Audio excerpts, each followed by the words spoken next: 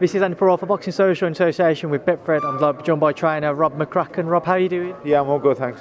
It's good to hear. Obviously, you've had a bit of a journey these last few days. How have you found travelling across from Saudi Arabia to New York and now back in London?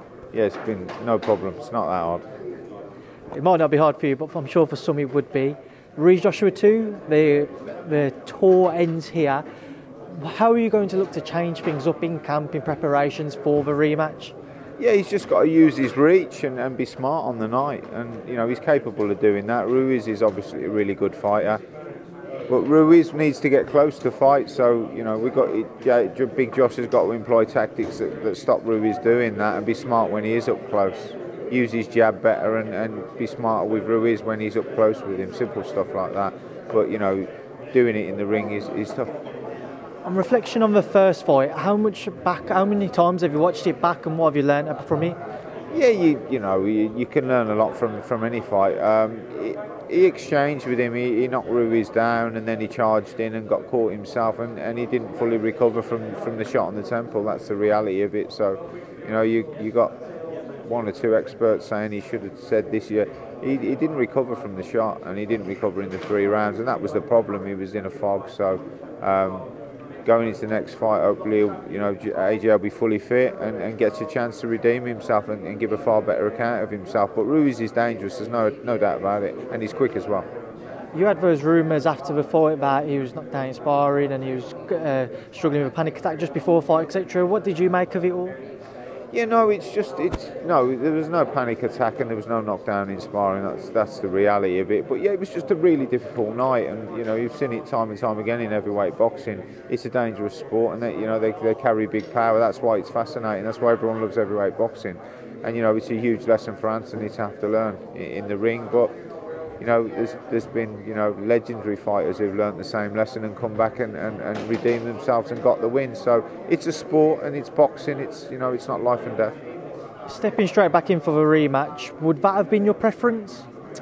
I just don't think it's realistic to go off and have these 2 or 3 warm-up fights that some people have said, because in Anthony Joshua world and the way the promotion works and stuff, you know, how's he going to have the time to do that? And you know, who's he going to fight, and you know, where's it going to be? And how, you know, he's already 2 fights a year, and that it'll be no different for warm up. So he didn't entertain that idea in the first place, and you know, it'd be difficult in reality to actually make that happen. It wouldn't be simple; it'd be difficult. So you know, the rematch is there, and Anthony wants the rematch. I believe if he gets it right on the night, he can win his titles back, and that's where we go. Since the defeat, what have you seen in Anthony with regards to his mentality and the change in that? Well, it's the same when everybody loses. I think it's just a real blow, but then you have a question to answer: is this for you, or you know what? Do I want to get back in there and get my titles back? We've seen it a million times in boxing where the rematch is the same or is very different to the first fight. Lots of times the rematch is unrecognisable from the first fight, and the person you think is going to get beat in the rematch wins easily, and vice versa. It's boxing. It's exciting. Anything can happen, but you know, AJ has the height and reach, and he's just got to maximise it and use it against Ruiz to be successful. Now, how do you expect to try and replicate Andrew Ruiz's style in preparation with regards to sparring and that? Well, there's plenty of boxers that can hook and can get close and know the way around. You're not going to get an Andy Ruiz. That's the reality of it. But you can get similar and you can work on things. But I don't think I've ever preferred a fighter for a professional fight who's had identical sparring partner to who he's fighting. And the fight's very different from sparring anyway. Sparring's a training exercise that you've got to try and get the tactics working in the spars so that you can then carry them into the fight. But there'll be similar fighters to Ruiz in sparring, but there's not going to be an Andy Ruiz. If there was, we'd have got him in. Now, with the fight taking place in Saudi Arabia as well, Rob, what was your thoughts on that being the location chosen? I think, look, it's a neutral venue. Wales was suggested. I'm not sure they were over keen on coming to Wales, Ruiz's team, and certainly we wasn't over keen on going to the States. So it's a neutral venue. It's just recently staged a big fight, so it's neutral. We'll see how we go, and it's a fantastic opportunity for Anthony Joshua to reclaim his titles, and obviously Ruiz will have different ideas, but it's a huge fight. So focus on the sport and the actual fight, and that's where we're at with it. So I just wanted to get your thoughts on some criticisms that were thrown your way for the first time that I've seen since you've been working with AJ. No, it's not the first time. It's been consistent for a long time. It was the same when I was working with Carl Froch. This is what you get in professional boxing. It's you know, the reality is it's ultimately money based, and you know, people have, you know, their ideas, their agendas, and you know, their gripes and their grievances. So it's irrelevant to me. You know, if somebody was in the camps or actually saw him training or saw me working with him and coaching him, then maybe they could be objective. But they're just taking a snap emotional decision on somebody losing a fight, blame everybody. And in my case, it was in some case it was blame the trainer, which is, do me a favour.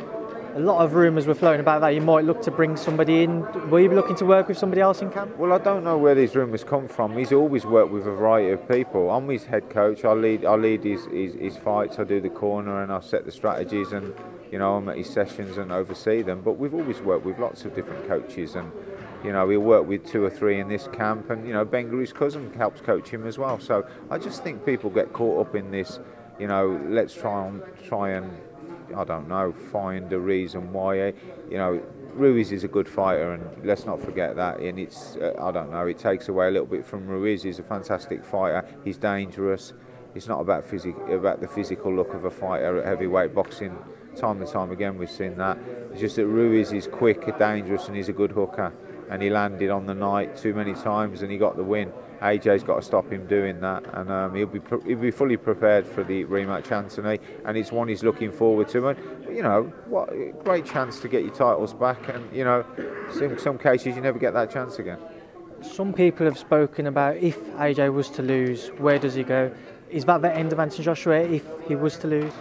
Well, I wouldn't have thought so, but what I would say is you know, we wouldn't have took the rematch if we don't think he could win the rematch. The whole team thinks he can win the rematch.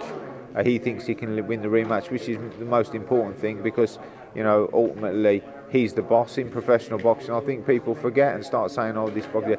Anthony Joshua's his own boss. He runs his own ship. That's the reality of it. And anybody that works for Anthony or works around him, he employs them to do a job. So he's in charge. He makes the decisions ultimately. He's not told by anybody what to do. He asked me my advice, and he asked a few other people their advice. But he's driven to try and get the titles back. And you know, where would you be in heavyweight boxing if people didn't want to fight each other again? If they lost, you'd be nowhere. On the other side of the coin, some people said as well that, you know, what AJ himself said in interviews, that he kind of maybe lacked that little bit of motivation when he fought Andy Ruiz Jr. because he didn't have the fights that he wanted. If things were to go to plan, would he have to fight one of those big names, i.e. Tyson Fury, Deontay Wilder, to keep that motivation? I think time's gone on, and I just think that all that matters is Andy Ruiz. I think those fights are irrelevant. If Anthony doesn't beat Andy Ruiz, those fights will never happen. They're totally irrelevant. You know, Anthony's got to worry about what he's got to do and what he's got on his plate, and Ruiz is certainly enough for anyone to handle. That's all that matters. You know, if Anthony can get his titles back against Ruiz, I'm sure he'll relax and have a breather for a bit. Certainly he's not thinking about anyone else. He's only thinking about boxing Ruiz. Finally, because I know you've got someone waiting for you and you want to shoot off and you've had enough of me, next weekend Tyson Fury faces Otto Wallin. Otto Wallin for Anthony Joshua in the amateurs. What do you know about Otto that you can share with us, and how do you see that fight playing out? Yeah, Otto's a tricky southpaw. He knows what he's doing, but obviously Tyson's a different level, and Tyson will win comfortably. Rob, thank you for Boxing Social. Thank you.